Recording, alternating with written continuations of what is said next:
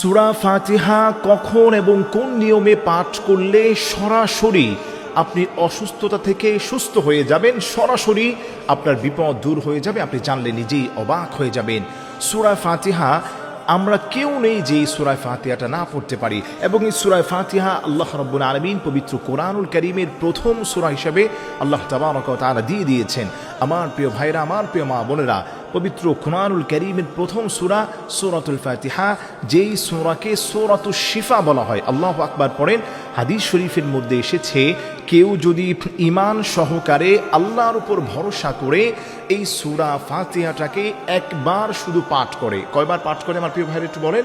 একবার শুধু অন্তর থেকে পাঠ করতে পারে, এবং পাঠ করার পরে কেউ যদি অসুস্থতা ফিল করে, ধরেন আপনার পেটের মধ্যে অনেক ব্যথা হচ্ছে, আপনার পেটে অনেক অসুস্থতা দেখা দিচ্ছে, বিভিন্ন ধরনের অসুস্থতায় আপনি নিজে ভুগছেন, ওই সমস্ত রোগের নিয়ত করে আপনি ঈমান সহকারে, আপনি আউযু বিল্লাহ বিসমিল্লাহ সহকারে সূরা ফাতিহাকে একবার আপনি ঈমান সহকারে পাঠ করবেন, এবং এটা বিশ্বাস আপনার অন্তরে আপনি ঢুকিয়ে রাখবেন যে আল্লাহর কালামের এই সূরার ওসিলায় আমি আল্লাহর কাছে শিফা চাই।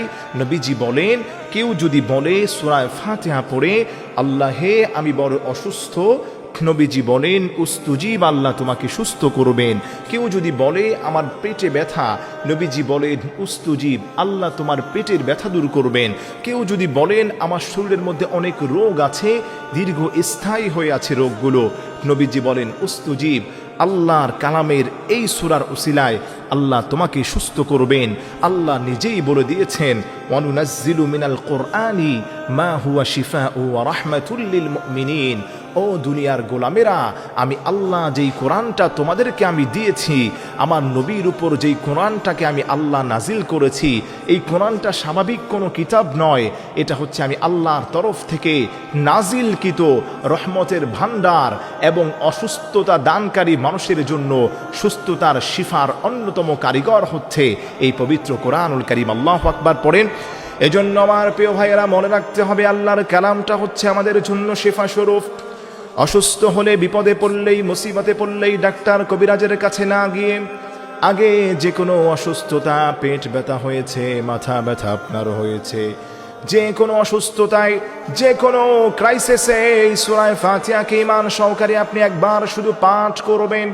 একবার পাঠ করার পরে আপনি এই সূরা ফাতিহা পড়ার পরে এক গ্লাস পানির মধ্যে ফু দিয়ে যদি ওই পানিটাকে নিয়মিত 7 দিন পর্যন্ত আপনি সকালে এবং সন্ধ্যায় একবার করে খেতে পারেন, আল্লাহর কসম খেয়ে বলি, আল্লাহর কসম খেয়ে বলি, কোনো দিন আপনার জটিল ও পুরাতন কোনো রোগ থাকতে পারেন। আল্লাহু আকবার পড়েন।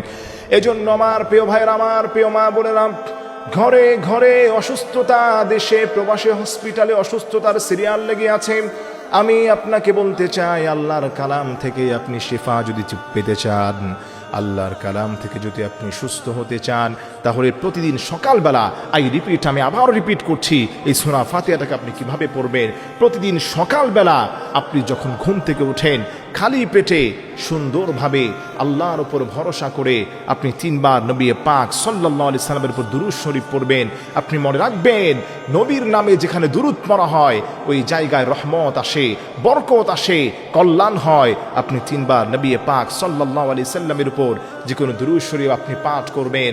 এরপরে আপনি সূরা ফাতিহা আউযু বিল্লাহ বিসমিল্লাহ সহকারে একবার শুধু অন্তর থেকে পাঠ করবেন, এবং সূরা ফাতিহা পড়ার পরে আপনি আমিন বলবেন, ওয়ালাদ-দাল্লিন আমিন বলবেন। এরপরে আবারও 3 বার নবী পাক সাল্লাল্লাহু আলাইহি সাল্লামের উপর দুরূদ শরীফ পড়বেন। এভাবে যদি আপনি করতে পারেন, সকালবেলা খালি পেটে এটা করে 1 গ্লাস পানির মধ্যে ফু দিয়ে ওই পানিটা আপনার ব্যথার জন্যে, অসুস্থতার জন্য আপনি সেটাকে পান করবেন, এবং আবার সন্ধ্যার পরে আপনি একই সিস্টেমে আমলটা যদি করতে পারেন, আল্লাহর কসম খেয়ে বলি, আল্লাহর উপর ভরসা করে আপনি করবেন, আল্লাহর কালামের ওসিলায়, আল্লাহর কোরআনের এই সূরাতুশ শিফা যাকে বলা হয়, উম্মুল কোরআন বলা হয়, এই সূরাতুল ফাতিহাকে পুরো কোরআনের মা বলা হয়, এবং পুরো কোরআনের সার নির্যার সার সংক্ষেপ হলো সূরাতুল ফাতিহা। আল্লাহর কালামের এই সূরার উসিলায় আল্লাহ রাব্বুল আলামিন আপনাকে সুস্থ করবেন এবং কন্টিনিউ আমলটা আপনাকে করতে হবে। এক সপ্তাহ সকালে করবেন এবং বিকালে একবার করে করবেন।